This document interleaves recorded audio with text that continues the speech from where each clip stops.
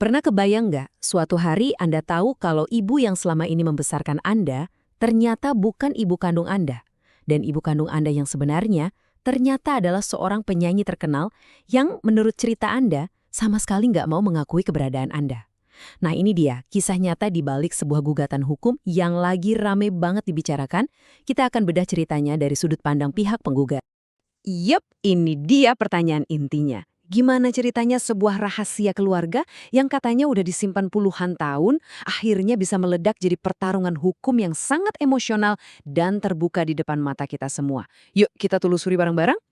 Oke, jadi semuanya ini berawal dari satu langkah yang cukup berani ya, yaitu saat masalah pribadi ini secara resmi dibawa ke ranah publik melalui pendaftaran gugatan hukum ke pengadilan.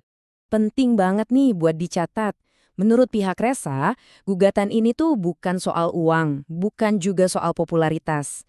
Ini murni soal pencarian identitas seorang anak. Sebuah permohonan pengakuan yang akarnya tuh udah ada dari puluhan tahun yang lalu. Biar kita semua paham konteksnya, kita harus mundur jauh ke belakang. Ke sebuah rahasia yang menurut klaim keluarga Resa, udah disimpan rapat-rapat selama 24 tahun. Nah, sebelum kita makin jauh, kenalan dulu yuk sama para pemain utamanya di drama keluarga yang cukup rumit ini. Soalnya, hubungan di antara mereka ini, seperti yang diceritakan oleh pihak Resa, adalah kunci buat kita bisa ngerti keseluruhan ceritanya. Jadi, menurut klaim dari pihak keluarga, ceritanya tuh dimulai saat Resa, yang umurnya bahkan belum genap 10 hari, diserahkan ke bibi buyutnya. Untuk apa? Ya untuk dibesarkan sebagai anaknya sendiri, dan katanya, untuk menyembunyikan identitas aslinya dari dunia luar. Perjalanan Resa buat nemuin kebenaran ini, wah, pastinya panjang dan menyakitkan banget. Coba bayangin, berawal dari sekedar gosip teman-teman di sekolah, dia sampai nekat melakukan investigasi sendiri. Puncaknya, konfrontasi yang super emosional dengan ibu yang selama ini dia kenal dan dia sayangi. Kalian pikir setelah kebenaran pahit itu terungkap, hubungan mereka jadi membaik? Ternyata enggak. Justru, menurut pihak keluarga, masalah baru mulai muncul. Dan kali ini, soal urusan finansial seputar 2 mobil yang jadi titik gesekan utama, seolah-olah menambah luka di atas luka yang udah ada. Jadi, insiden pertama ini soal sebuah mobil yang Resa kira itu hadiah.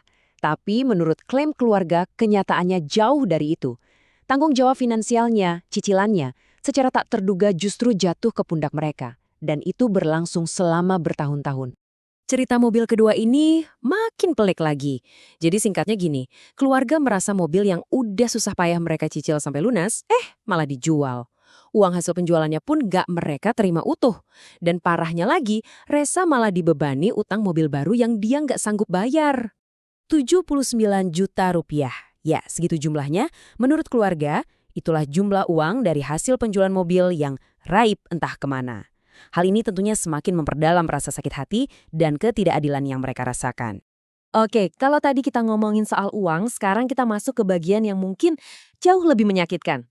Keluarga Resa menunjuk pada beberapa momen spesifik yang menimbulkan luka emosional mendalam, yang mereka sebut sebagai pemicu utama gugatan ini. 3,5 jam. Coba deh bayangin, seorang ibu yang sudah sepuh harus menunggu selama itu di luar rumah hanya untuk urusan sepele minta fotokopi KTP. Inilah yang menurut keluarga dialami oleh Ibu Ratih saat berkunjung ke rumah Denada. Peristiwa ini jadi semacam inti dari keluhan emosional keluarga. Buat mereka, ini bukan cuma soal nggak dibukain pintu, ini melambangkan rasa tidak hormat dan pengabaian yang sangat mendalam terhadap seorang ibu dan sesepuh di keluarga. Wajar aja kalau pengacara keluarga, yang kebetulan juga menantu dari Ibu Ratih, merasa masalah ini sangat pribadi. Dia menegaskan tindakannya ini bukan soal agresi, tapi murni soal membela martabat seorang ibu yang sangat ia hormati. Dan inilah yang katanya jadi puncaknya, momen final straw buat mereka. Saat Ibu Ratih mencoba mengirim pesan WhatsApp yang sangat sederhana, cuma minta untuk nitip Resa, dia malah mendapati nomornya sudah diblokir.